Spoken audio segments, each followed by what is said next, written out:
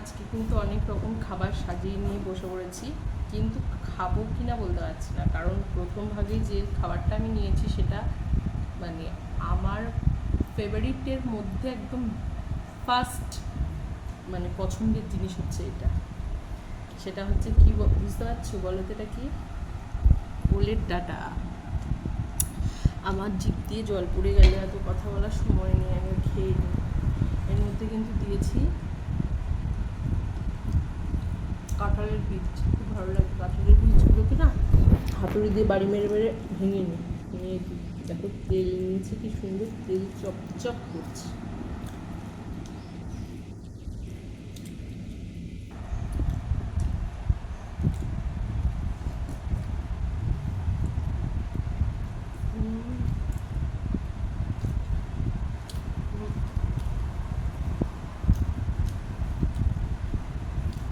ওলের ডাঁটা সিজন মনে হয় চলে যাচ্ছে, আর বেশি দিন নেই। কদিন যে কদিন আছে একটু খেয়ে নিই।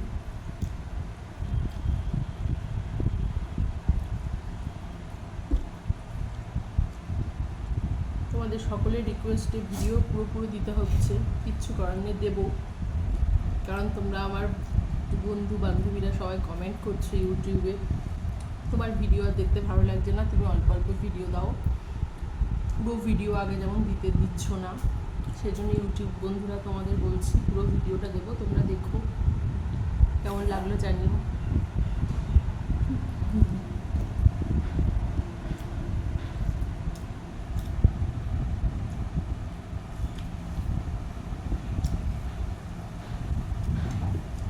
অনেকে বলো রান্না দাও না, তাহলে দেখবো কী করে?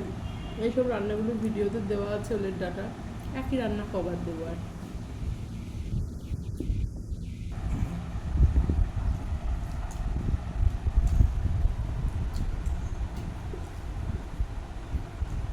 তোমাদের সঙ্গে আজ একটা কথা শেয়ার করবো। বেশ কিছুক্ষণ ধরেই বলবো কথাটা।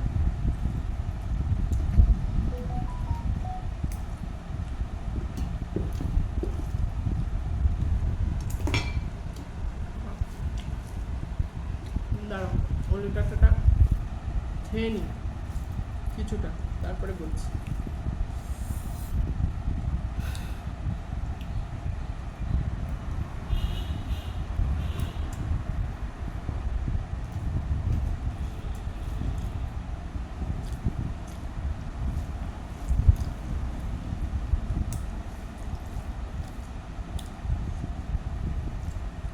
আগে পুরো আনকাট হবে, আনকাট ভিডিও হবে একদম।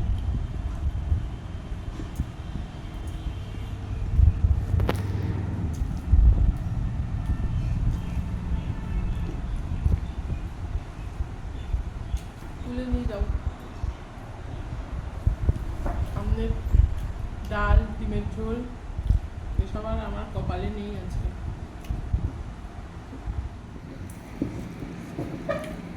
বন্ধুরা, ওলের ডাঁটা দিয়ে খাওয়া কমপ্লিট, আর ডিমের ঝোল বাবা খেতে পারছি না, ডালও তো থাকি একদম পুরোপুরি। চলো একটা কথা বলি তোমাদের সঙ্গে। কথাটা হলো, বেশ কিছুদিন আগে একজন একজন মহিলা, ওনাকে আমি মুখ দেখিনি, উনি ভিডিও করলেন, তখন ভোরবেলা একজন ওনার বাড়ির থেকে অপোজিটে, মাঝখানে রাস্তা, অপোজিটে একটা বাড়ির থেকে উনি রাস্তায় দাঁড়িয়ে গাছটার ডাল টেনে ফুল তুলছিল। তো সেই মহিলাটি, এবার দিদি বলবো কি বোন বলবো আমি জানি না, আমি মহিলাই বললাম, একজন, যাই হোক দিদিই বললাম, মহিলাটা কেমন লাগছে শুনতে, দিদি। সে পেছন থেকে তার বাড়ি থেকে খুব সম্ভবত দোতলার ওপর থেকে ভিডিও করেছে, আর ফুল তুলছে ওই মহিলাটি, এবং বয়স্ক, যে ফুল তুলছে উনি বয়স্ক। তা উনি গাছের ওনার জানলা দিয়ে ভিডিও করছে, আর কথাটা বলছে, দেখো ভোর 4টে না বাজতে বাজতেই কি ফুল চুরি করার ঘটা, বৃষ্টি পড়ছে, তার মধ্যেও ফুল চুরি করতেই হবে, ফুল না চুরি করলে এদের চলে না। এই কথাটা উনি পোস্ট করেছে, মানে এই কথাটা বলে উনি সোশ্যাল মিডিয়ায় ছেড়ে দিয়েছে।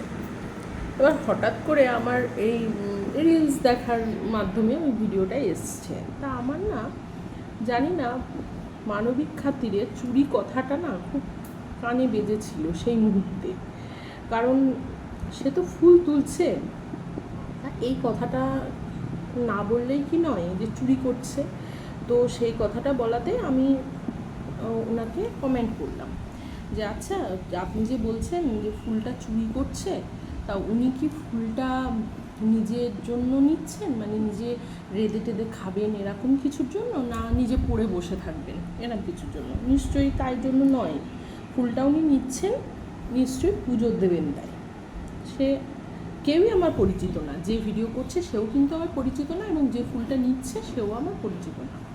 সোশ্যাল মিডিয়ায় এসছে এবং সেই হিসাবে আমি কথাটা বলেছি। এই যে ফুলটা নিচ্ছে তাকে এটা বলতে পারেন যে ভোরবেলায় ঘুম থেকে উঠেই সবাই ফুল নিতে চলে আসে। চুরি করছে কথাটাতে আমি এই কথাটাই বলেছি যে চুরি করছে কথাটা বলবেন না, এটা তো ঠাকুরের জন্য নেওয়া হচ্ছে, ঠাকুরের পায়েই যাবে ফুলটা। তো এই কথাতে যখন আমি ওনাকে কমেন্ট করলাম, তা আমার কমেন্টে জানি না হঠাৎ করে এত মানুষের ভালো লেগেছে আমার এই কথাটা, আমি তোমাদের সাথে না বলে শেয়ার না করে পারলাম না। প্রায় 65 জন এখনও অবধি কমেন্ট করেছে আমার কথাটাকে বেস করে। এখনও চলছে, মানে কমেন্ট চলছে, একের পর এক চলেই যাচ্ছে। এবং এত কমেন্ট তো পড়া সম্ভব না। এবার তার প্রোফাইলে ঢুকে বারবার মেসেজটা দেখা, যেহেতু আমার ফোনে মেসেজের রিপ্লাই যেহেতু আমি দিয়েছিলাম, সেই আমার রিপ্লাই খাতিরে ওই মেসেজটা আমার ফোনে চলে আসছে বলে আমি যতবারই দেখছি যে আমার ওই রিপ্লাইয়ে মেসেজ আসছে। তো বেশিরভাগ মানুষই লিখছেন হ্যাঁ দিদি ঠিক বলেছো। আবার কিছু কিছু মানুষ লিখছে যে সবারটা পড়তে পারছি না, খুব মানে অনেক কমেন্ট, তো বেশিরভাগ যে কটা চোখে পড়ছে সবাই লিখেছে যে হ্যাঁ দিদি তুমি ঠিকই বলেছো। আবার কিছু কিছু মানুষ লিখছেন যে কারুর গাছ থেকে ফুল নেওয়া বা পাতা নেওয়া, সেটা যাই নিক না কেন, সেটা তার অবর্তমানে নেওয়া মানে সেটা চুরি করাই বলে। এটাও অনেকে কমেন্ট করছে। তা যে এই পোস্টটা করেছিল সে আবার আমার এত কমেন্ট আসাতে হঠাৎ করে দেখলাম সে আবার মেসেজ করেছে আমাকে যে দিদি ঠাকুর কি বলেছেন যে লোকের বাড়ি থেকে ফুল ফল চুরি করে নিয়ে আমাকে দিতে? লোকের বাড়ি থেকে লোককে না জানিয়ে একটা ফুল নেওয়া বা পাতা নেওয়া সবই চুরির পর্যায়েই পড়ে। তো হচ্ছে আপনি যে কথাটা বলেছেন যে চুরি কথাটা বলবেন না, আমাকে বলেছে। আবার উনি মেসেজ করেছে যে কথাটা আপনি কি জানেন না যে লোকের বাড়ি থেকে ফুল নেওয়া না জানিয়ে চুরি করা বোঝায়, তাকে চুরি করাই বলে। তো আমি প্রথমত তাকে এই মেসেজটার মানে উনি আমাকে যখন করলেন আমি তাকে একটা কথাই লিখলাম যে দেখেন আমি বিষয়টা নিয়ে এতটা মানে এক্সাইটেড ছিলাম না, এখন যত দিন যাচ্ছে আরও বেশ অনেক দিনের ঘটনা, 4-5 দিনের ঘটনা।